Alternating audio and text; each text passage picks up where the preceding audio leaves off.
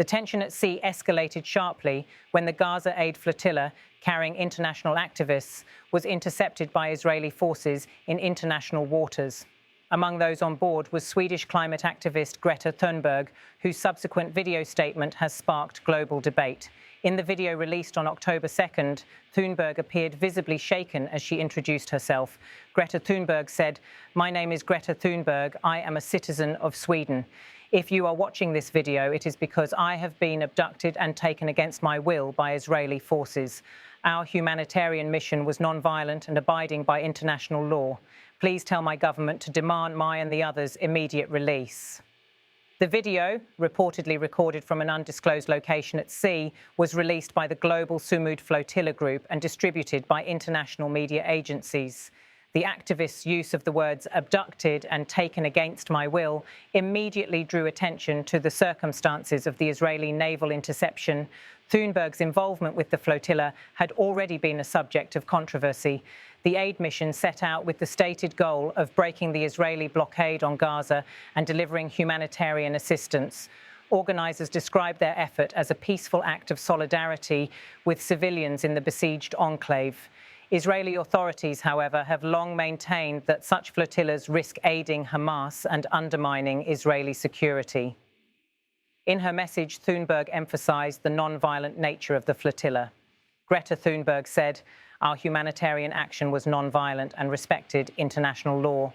She insisted that her detention and that of her fellow activists was unwarranted and called for international pressure on Israel to ensure their immediate release. The global Sumud Flotilla, which released the footage, accused Israel of unlawfully seizing their vessels. Group representatives claimed the ships were operating in international waters when they were intercepted and that all passengers were unarmed civilians. They described the incident as a violation of international maritime law. In its official response, the Israeli military stated that it had acted to enforce its long-standing maritime blockade on Gaza, which it considers a critical security measure. Military spokespeople asserted that any unauthorized attempt to breach the blockade is treated as a threat, particularly given concerns over weapons smuggling into Gaza.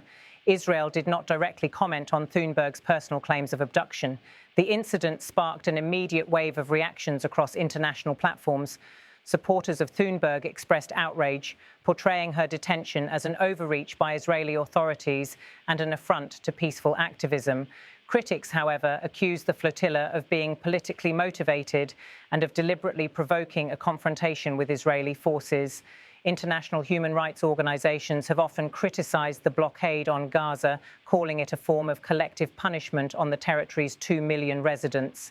They argue that humanitarian aid missions, such as the flotilla, are an essential lifeline for civilians caught in the conflict. Sweden's foreign ministry confirmed that it was aware of the situation and was seeking further details about Thunberg's safety and the status of other Swedish citizens reportedly on board. Officials stressed that they were in contact with Israeli authorities to secure consular access and to press for the activists' welfare. The broader political ramifications of the incident were quickly apparent. The interception of aid flotillas has historically been a flashpoint in the Israel-Gaza conflict, evoking memories of similar events in the past that escalated into diplomatic crises. Thunberg's global recognition as a leading climate activist amplified the story's reach, placing additional scrutiny on Israel's actions and galvanizing protests in several capitals. In addition to her climate activism, Thunberg has become increasingly vocal on issues of human rights and humanitarian concerns in conflict zones. Her participation in the flotilla was seen by some as a continuation of her advocacy for marginalized communities worldwide.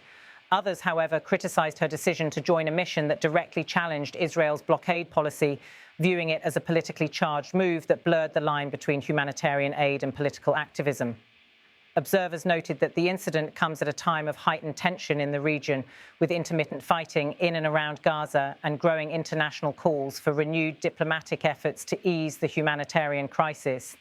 The involvement of a high-profile figure like Thunberg has now drawn even more attention to the long-standing blockade and the ongoing suffering of civilians in Gaza. Video clips released by the flotilla group showed a visibly distressed Thunberg seated among other activists, speaking directly to the camera in what appeared to be a makeshift recording environment on the ship. Her calm yet urgent tone underscored the gravity of her claims. The video, just under a minute long, ended with her plea for intervention by the Swedish government and the international community. The flotilla organisers said their ships were carrying basic supplies, including food and medical aid, intended for civilian use in Gaza. They accused Israeli forces of using excessive measures to stop a mission they described as entirely peaceful. Israel, by contrast, has long argued that such flotillas can be exploited by militant groups to transport prohibited materials, necessitating interception. The debate over the legality of Israel's maritime blockade has persisted for years. While Israel cites security needs, critics maintain that the blockade severely limits the flow of essential goods and contributes to a worsening humanitarian situation.